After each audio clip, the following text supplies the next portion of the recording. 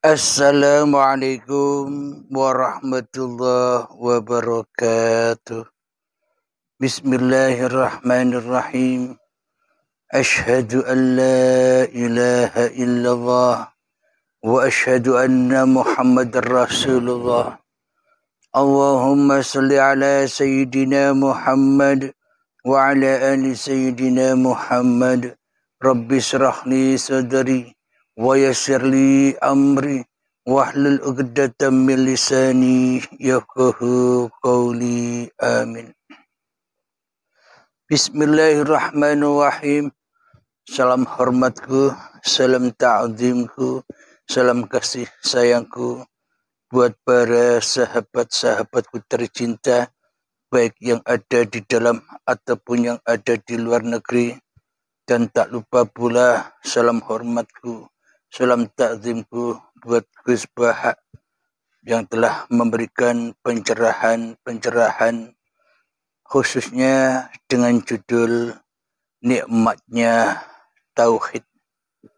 Semoga kita semua senantiasa di dalam lindungan Allah Subhanahu wa Ta'ala. Amin ya Rabbal Alamin. Sebelum kita awali kajian di pagi yang indah ini, marilah kita kemahkan bersama-sama di dalam nyawa, di dalam jiwa, di dalam hati, di dalam roh, dan di dalam kehidupan ini dengan kalimah-kalimah thayyibah.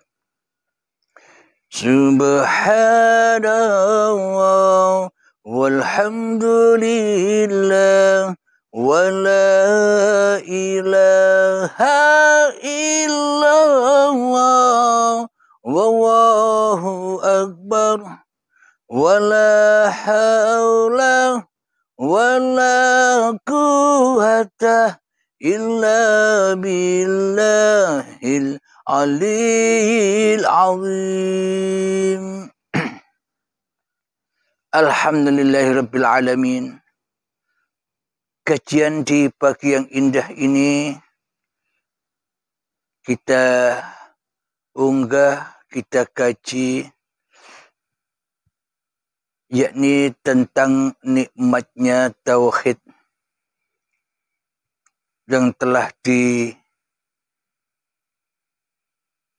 dituturkan oleh Gus Baha. Marilah kita perdengarkan bersama-sama tuturan Gus Baha tentang nikmatnya tauhid. Mari perdengarkan bersama-sama. Silakan. Di antara ciri khas orang benar, orang baik, itu resah kalau satu ilmu itu tidak tertransformasi, tidak tersalurkan kepada yang lain. Jadi misalnya nikmatnya sujud, nikmatnya tauhid, nikmatnya ma'rifatullah, itu semua nabi itu ingin disampaikan. Sehingga ciri utama nabi itu tabligh. Tabligh itu menyampaikan kebenaran kepada umat. Kita misalnya zaman dulu ketika orang Indonesia susah, ya orang-orang sepuh ngajarin kita nak mangan sing kepenak, nak turu sing kepenak. Dulu maksudnya kowe aja mangan nak gak lesu banget. Kamu jangan makan kalau tidak terlalu lapar. Jadi ketika nafsu mengatakan makan enak itu sesuai selera, tapi kearifan mengatakan enggak. Yang menjadikan makanan enak adalah kita makan kalau lapar. Alhamdulillahirabbil alamin. Telah kita perdengarkan bersama-sama, yakni tentang nikmatnya tauhid dari Gus Baha. Alhamdulillahirabbil alamin. Di sini kami hanya sedikit menambahkan saja agar bertambah dan bertambah sempurna kajian demi kajian ini. Alhamdulillahirabbil alamin. Nikmatnya tauhid.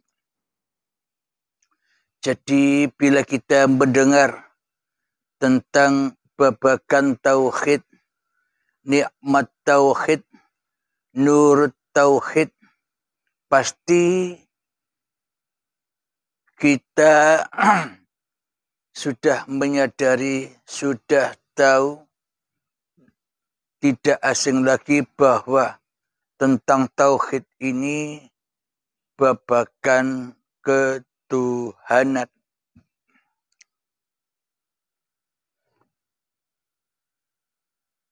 Alhamdulillahirabbil alamin. Nikmat tauhid.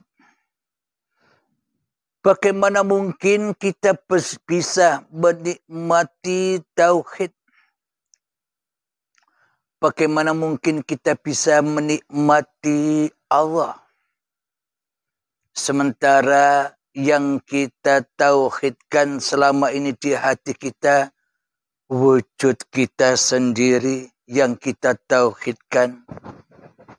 Hidup kita sendiri yang kita tauhidkan. Kenyataan diri kita sendiri yang kita tauhidkan. Keberadaan diri kita sendiri yang kita tauhidkan. Ilmu kita sendiri yang kita tauhidkan. Amal-amal kita sendiri yang kita tauhidkan. Salat kita sendiri yang kita tauhidkan. Zakat, puasa, haji, umroh, berderma, beramal kebaikan yang kita tauhidkan di dalam hati kita. Kita selama ini mentauhidkan kekayaan diri kita sendiri di hati kita. Bagaimana mungkin kita bisa menikmati tauhid tentang Tuhan bila selama ini yang jadi Tuhan di dalam hati kita masih diri kita sendiri. Bila yang kita tauhidkan, bila yang menjadi Tuhan di dalam hati kita selama ini hanyalah hawa nafsu kita sendiri. Bagaimanakah mungkin kita bisa merasakan tauhid ketuhanan bila yang jadi Tuhan iblis dan setan, bila yang jadi Tuhan Dajjal la'natullah yang selalu berkuasa atas tiap-tiap diri kita selama ini. Bagaimanakah mungkin kita bisa menikmati tauhid sementara selama ini kita terazab, tersiksa dengan tauhidun nafsi, dengan tauhid hawa nafsu kita sendiri. Kenapakah kita terazab dengan tauhidun nafsi, dengan tauhid diri kita sendiri? Kita terazab dan tersiksa karena kita selama ini ngaku jadi Tuhan tapi ra kroso. Ngaku jadi Allah tapi ra kroso. Ingkar syirik, mensekutukan Allah, bahkan menyerupai Allah di dalam batin kita, di dalam hawa nafsu kita, kita ora rumongso. Kita tidak merasa ora rumongso kalau kita selama ini selalu mentiadakan Tuhan. Ora rumongso kita selama ini selalu menggoibkan Tuhan. Ora rumongso selama ini kita selalu mentiadakan peran-peran Tuhan. Mentidak hadirkan peran-peran Tuhan. Ora rumongso bila kita selama ini jadi pangeran di dalam tiap-tiap dada kita selama ini. Jadi bagaimana mungkin kita bisa menikmati tauhid kepada Tuhan sementara yang kita tauhidkan di dalam hati kita Dajjal, iblis dan setan. Bagaimana mungkin kita bisa mentauhidkan Tuhan yang menciptakan diri kita sementara selama ini kitalah yang selama ini menjadi pencipta atas hidup dan badan ini. Sementara diri kita selama ini menjadi pencipta atas solat-solat kita. Sementara selama ini kita menjadi pencipta atas ibadah-ibadah kita. Sementara selama ini kita menjadi pencipta atas amal-amal kita. Atas ilmu-ilmu kita. Atas kepintaran kita. Atas kecerdasan kita. Atas kekayaan kita. Atas kekuasaan kita di dalam kehidupan ini. Manakah mungkin kita bisa menikmati tauhid di dalam bertuhan sementara Tuhannya tak ada, Tuhannya gaib, malah bukan nikmat yang didapat, akan tetapi azab tersiksalah yang kita dapatkan. Apa rupanya? Rupanya kita selama ini diubek-ubek oleh urusan-urusan dunia yang selalu memanaskan hati, yang panasnya sekilan sedepah. Karena kita selama ini tinggal di alam barzah, alam kematian. Kita sudah mati tanpa iman, kita sudah mati su'ul khotimah. Maka dikubur oleh Allah di dalam badan-badan yang dari tanah inilah kuburan-kuburan jiwa yang tersesat. Kuburan-kuburan jiwa yang jauh dari Allah. Kapan dibangkitkan? Ya nunggu kiamat. Kapan dibangkitkan? Ya nunggu baiat. Maka ia akan bangkit kesadarannya, bangkit lillahnya. Jadi sebelum kiamat, sebelum baiat, maka manusianya masih tinggal di alam penantian, alam barzah, yang mana matahari sedepa terkadang sampai keluar keringat sampai mata kaki, terkadang sampai selutut keringat itu membasahi tubuh, kadang sepusar, kadang sebau, dan bahkan kadang menenggelamkan kita dari hasil keringat kita sendiri saking panasnya karena matahari sekilan sedepah dekat dengan kita. Apa itu rupanya? Hawa nafsu kita lah yang menjadi mataharinya panas dengan urusan-urusan dunia. Itulah alam barzah itu.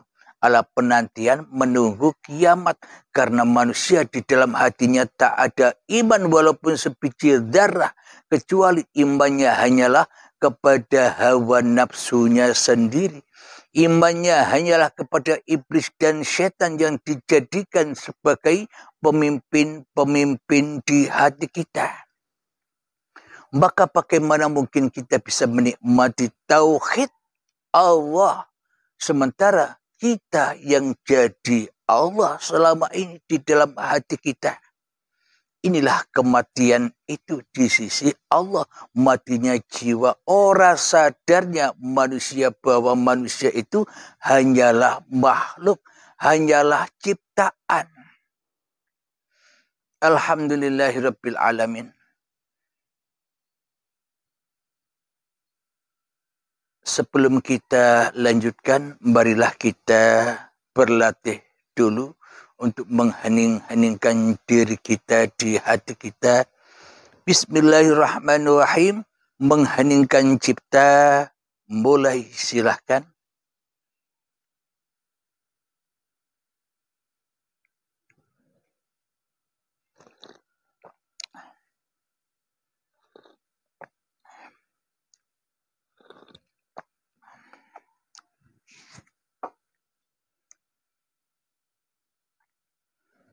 Mengheningkan cipta selesai.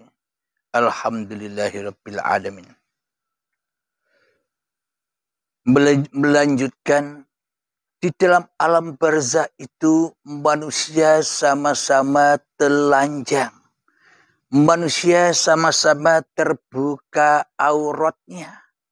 Manusia sama-sama rendah derajatnya di sisi Tuhannya. Apa itu maknanya?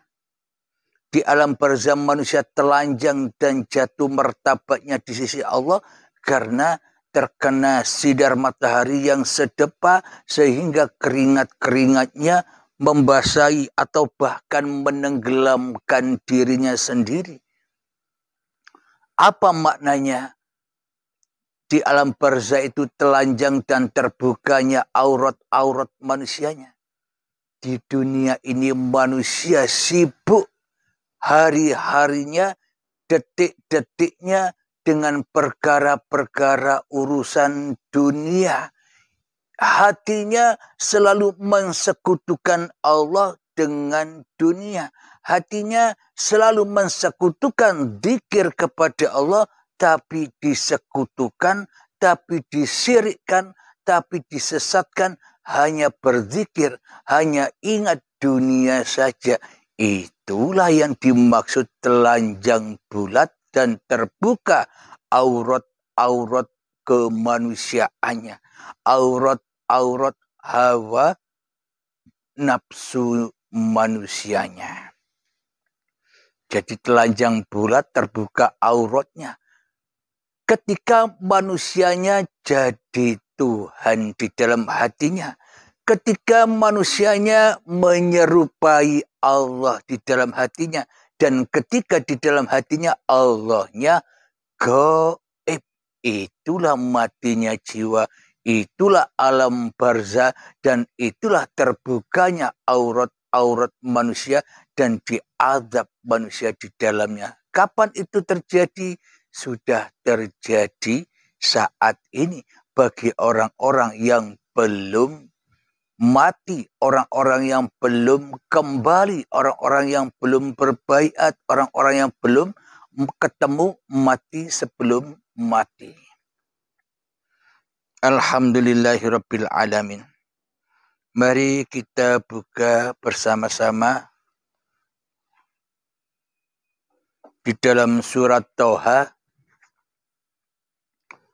untuk mengaplikasikan, untuk membuktikan apa yang dituturkan oleh Gus kita, yakni Gus Baha, tentang nikmatnya tauhid,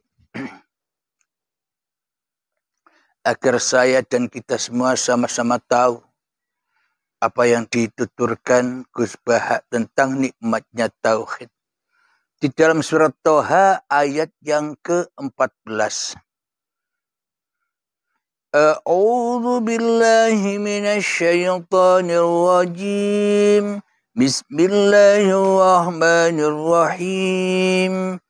Innani ana Allahu la ilaha illa ana fa'budni wa aqimis sholata li dzikri. Artinya, sungguh aku ini Allah. Tidak ada Tuhan selain aku. Maka sembahlah aku dan laksanakanlah salat untuk mengingat aku. Jadi di sini, sungguh aku ini Allah, tidak ada Tuhan selain aku, maka sembahlah aku dan laksanakanlah salat untuk mengingat aku. Lah bagaimana mungkin kita bisa ingat Allah? Allahnya saja gaib. Bagaimana mungkin kita bisa ingat Allah? Allahnya saja tak ada di hati kita.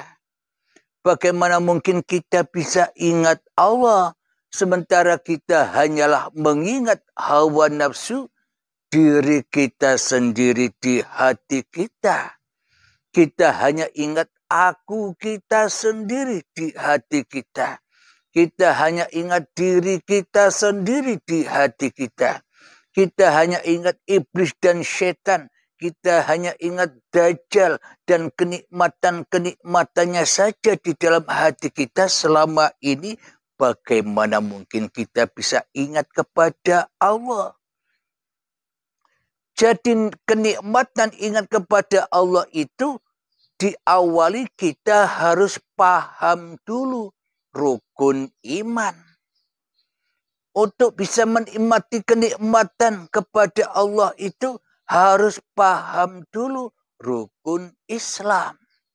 Bila rukun iman saja tidak tahu, bagaimana mungkin bisa Islam? Bila tidak iman, maka tak akan ada Islam. Islam itu apa sih? Bukan Islam tulisan itu. Bukan Islam agama itu. Islam itu adalah pasrahnya hatimu kepada Tuhanmu yang menciptakan kamu. Itulah Islam. Bukan kata-kata Islam, tapi pasrah, menyerah dirimu. Sudah tak jadi Tuhan di dalam hatimu, kecuali Allah. Itulah Islam. Bila hati kita tidak demikian, selamanya kita kufur, kita kafir. Bagaimana mungkin bisa mengingat Allah bila hatinya masih kafir? Bagaimana mungkin bisa mengingat Allah bila yang diingat di dalam hatinya hanyalah dunia dan kesenangannya? Bagaimana mungkin kita bisa berzikir kepada Allah sementara yang dizikiri hanyalah ilmu-ilmu kita sendiri, amal-amal kita sendiri, kebaikan kita sendiri, kepintaran kita sendiri, kecerdasan kita sendiri yang kita pikirkan, yang kita ingat di dalam hati kita. Bagaimana mungkin kita bisa menikmati tauhid kepada Allah? Yang kita nikmati selama ini hanyalah tauhid kepada hawa nafsu kita sendiri. Maka terazablah kita yang selama ini mematikan Allah, menggaibkan Allah, mentiadakan Allah, melemahkan Allah, mentidak hadirkan Allah di dalam hati kita. Maka siksa dan azablah yang kita dapatkan. Selama ini kita hidup di dalam dunia ini penuh dengan kesukaran, penuh dengan fitnah-fitnahan, penuh dengan siksa-siksaan, penuh dengan kebencian, penuh dengan persaingan, penuh dengan kesengsaraan di dalam kehidupan dunia ini. Kenapa? Apa dan kenapa? Karena kita lebih cinta, karena kita lebih suka berzikir, ingat-ingat dunia ketimbang ingat Allah. Karena hati kita masih tersesat, belum Islam, maka ya harus diislamkan. Imam Mahdinya lewat pintu baiat. Kalau Imam Mahdinya tidak baiat lewat pintu baiat, maka tak akan bisa Islam dan tak akan bisa berperang memerangi Dajjal, dan tak akan bisa berperang untuk memerangi iblis dan setan yang menggoda manusia. Bagaimana mungkin Imam Mahdi bisa mengajak manusia ke jalan Allah, sedangkan Imam Mahdinya sendiri belum tahu Allah, tidak kenal Allah. Yang dikenal hanyalah Mahdinya saja, yang dikenal hanyalah hawa nafsunya saja di dalam hatinya sendiri-sendiri. Jadi makna baiat itu harus siap mati meninggalkan dunia dan isinya. Itulah yang dimaksud hamba Allah. Bila hatinya sudah kembali kepada Allah, maka Islamlah dia. Maka ia akan selalu ingat bahwa hidup ini Allah ketika manusianya sudah mati, ketika manusianya sudah rela, pasrah, pergi ke tempat dari mana ia diadakan. Di mana itu? Surganya Allah, di sisi Allah. Selama ini kita hanya tahu kepada aku, aku, diri manusia kita. Sehingga sholat kita aku akui sebagai milik kita.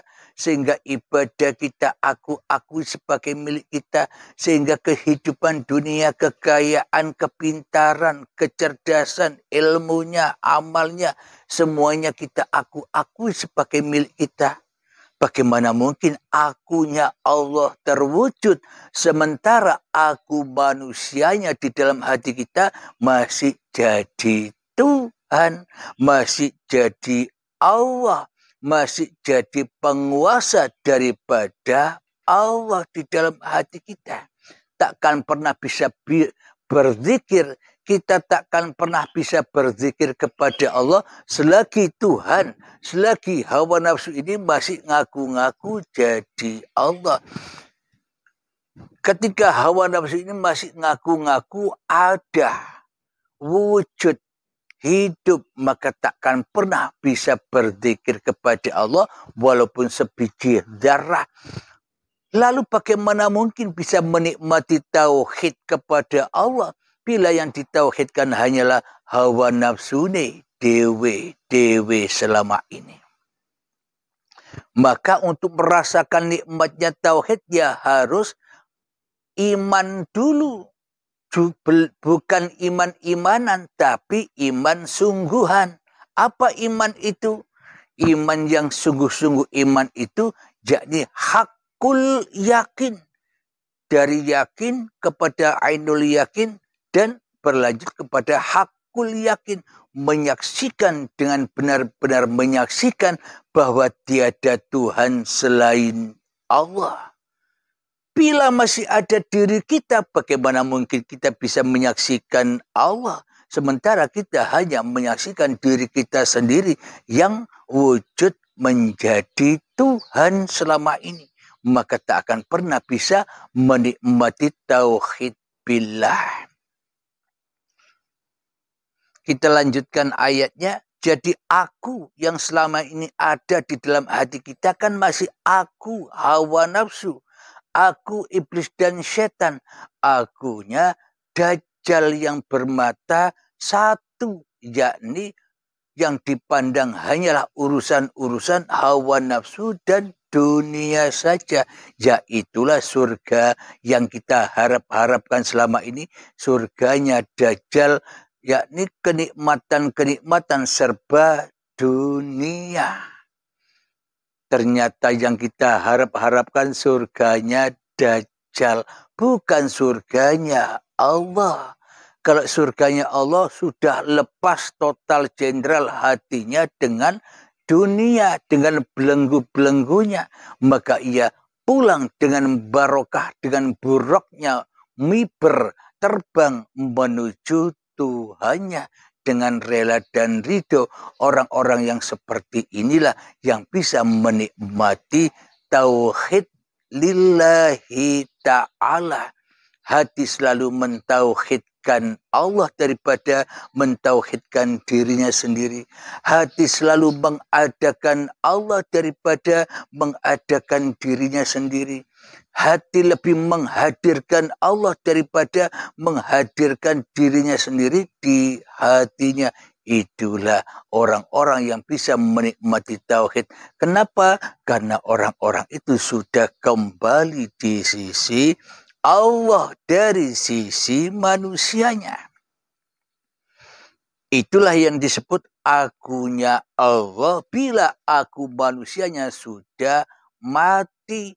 Bila manusianya masih merasa hidup, maka yang keluar bukan akunya Allah, tapi aku setan. Aku merasa mulia daripada Adam. Aku merasa mulia daripada goib. Aku lebih mulia daripada ketiadaan. Karena iblis dan setan tak mau bila dikatakan tidak ada. Allah saja yang tidak ada. Allah saja yang goib. Allah saja yang mati, Allah saja yang hancur, Allah saja yang tiada. Aku ada kok, aku wujud kok. Kata setan di dalam hati kita kan begitu selama ini. Karena kita masih kafir, karena kita belum Islam, karena Imam Mahdinya belum dibaiat. Ya tidak bisa perang, kalah terus berperang dengan Dajjal, diplokoto terus menerus hingga akhir zaman, sampai waktu yang ditentukan abada di dalam siksaan, abada di dalam neraka hingga waktu yang ditentukan, sehingga ada iman di dalam hatinya. Mari kita lanjutkan surat Toha ayat yang ke-15. Bismillahirrahmanirrahim. Inna sa'ata atiyatun akadu ukhfiha litujza kullu nafsim bima tas'a. Yang artinya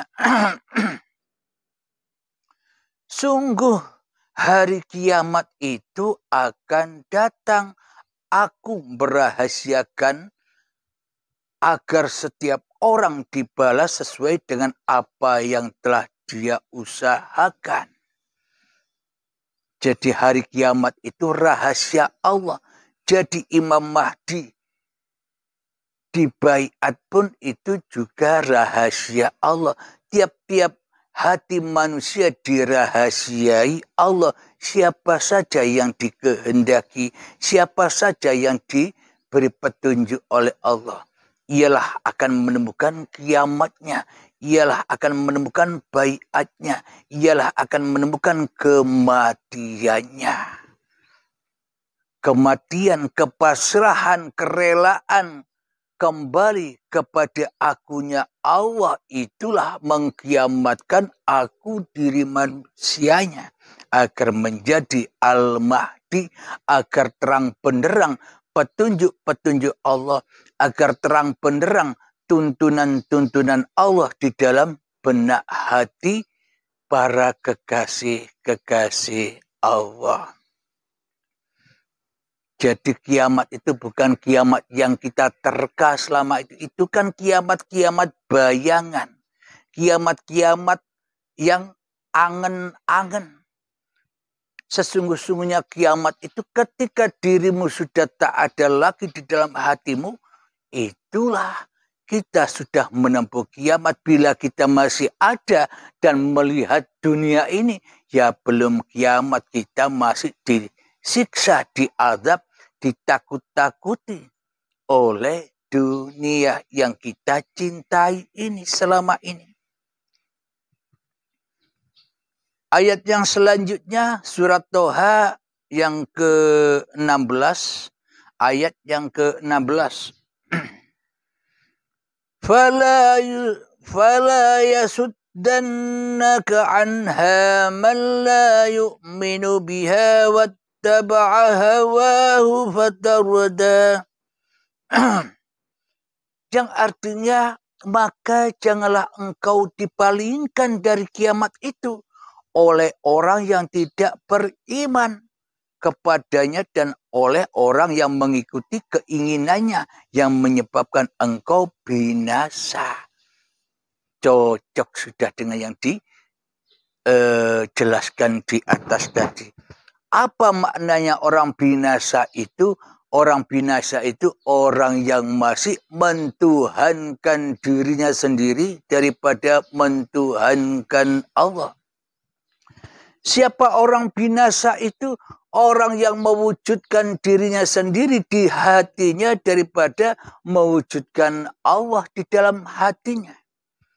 Apa orang yang binasa itu? Orang yang selama ini merasa dirinya lah yang hidup daripada hidup Tuhannya, daripada uripe Allah. Kita semua selama ini telah binasa karena yang ada, yang wujud, yang hidup, yang nampak, yang jelas, yang berkuasa di dalam hati kita bukan Allah, tapi diri kita sendiri yang paling kita ingat setiap detik-detik dan waktu. Karena tak ada iman, karena belum baiat, karena belum Islam, ya maka tak bisa mengingat Allah. Makna mengingat Allah itu mengingat bahwa diri kita tak ada, bahwa diri kita gaib, bahwa diri kita mati, yang ada, yang wujud, yang hidup, yang berkuasa atas diri kita hanyalah innani anallah. Sesungguhnya aku ini Allah. La ilaha illa ana. Tidak ada Tuhan selain aku. Fa'budni, maka sembahlah aku. Sembahlah aku itu maknanya apa? Bukan sembah-nyembah begini. Bukan nyembah-nyembah seperti sholat begitu. Nyembah itu apa? Pasrah. Menyerah. Jangan jadi Tuhan lagi di dalam hatimu. Jangan jadi Allah lagi di dalam hatimu. Jangan syirik kepada Allah lagi di dalam hatimu. Maka itulah yang disebut menyembah. Ketika kita sudah tak ada lagi, yang ada hanya Allah, itulah nyembah. Itulah kembali inna lillahi wa inna ilaihi raji'un. Bukan amal-amal yang kita terka selama ini yang disebut menyembah. Itu kan maksiat. Amal-amal syariat yang kita kerjakan selama ini kan bukan nyembah. Itu kan maksiat. Kenapa? Karena kita terbuka auratnya. Karena diri kita telanjang sholatnya. Telanjang sujudnya. Telanjang amalnya. Telanjang ilmunya. Telanjang kepintarannya. Telanjang kecerdasannya. Telanjang kekayaannya.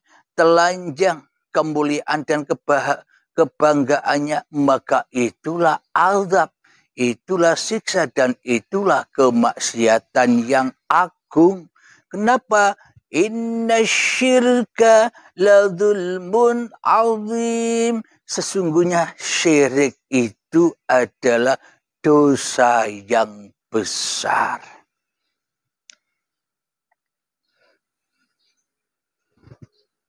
Alhamdulillahirrabbilalamin. Maka janganlah engkau dipalingkan dari kiamat itu oleh orang yang tidak beriman. Kita selama ini dipalingkan oleh iblis dan setan. Dipalingkan oleh dajjal dari jalan Allah. Dari jalan kiamat. Dari jalan kegoiban.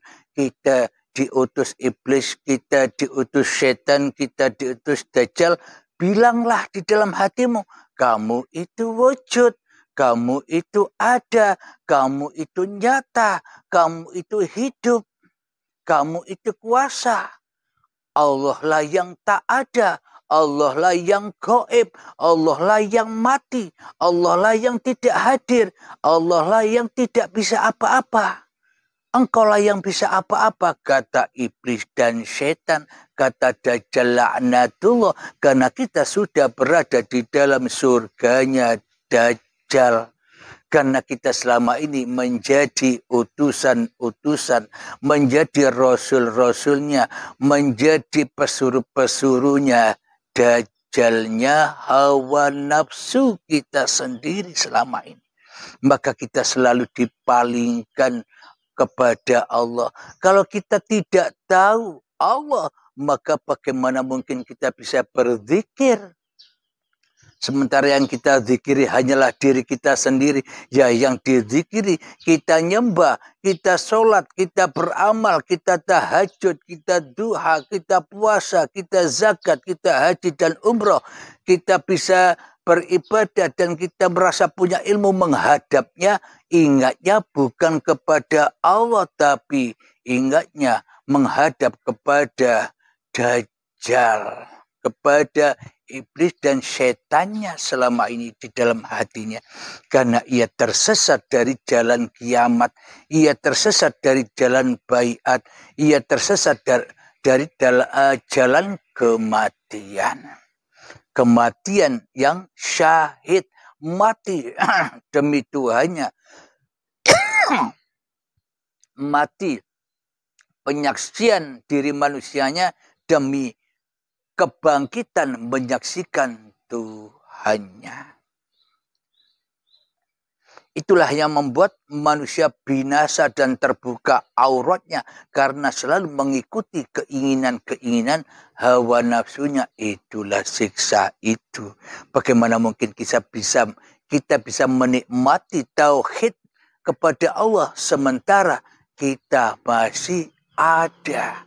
Jadi untuk menikmati tauhid kepada Allah, maka binasakanlah dirimu, tiadakanlah kewujudanmu. Caranya bagaimana? Ya, caranya ya harus pandai-pandai menghening-heningkan diri. Pandai-pandai untuk mentiadakan diri.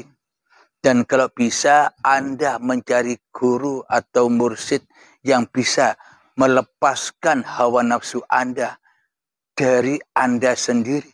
Tanpa bimbingan mursyid, tanpa bimbingan guru, maka tak akan bisa. Bila kita masih kekeh di dalam hati kita mau belajar sendiri, ya tambah disesat-sesatkan oleh iblis dan setannya. Jadi carilah guru-guru yang mumpuni di dekat Anda, di area Anda untuk berbaiat agar bangkit Imam Mahdinya, jalan petunjuknya. Alhamdulillahirabbil alamin. Semoga saya dan kita semua senantiasa selalu di dalam lindungan Allah Subhanahu wa taala. Amin amin ya rabbal alamin. Allahumma salli ala sayyidina Muhammad wa asghiri zalimin bizalimin. Allahumma salli ala sayyidina Muhammad wa asghili zalimin bizalimin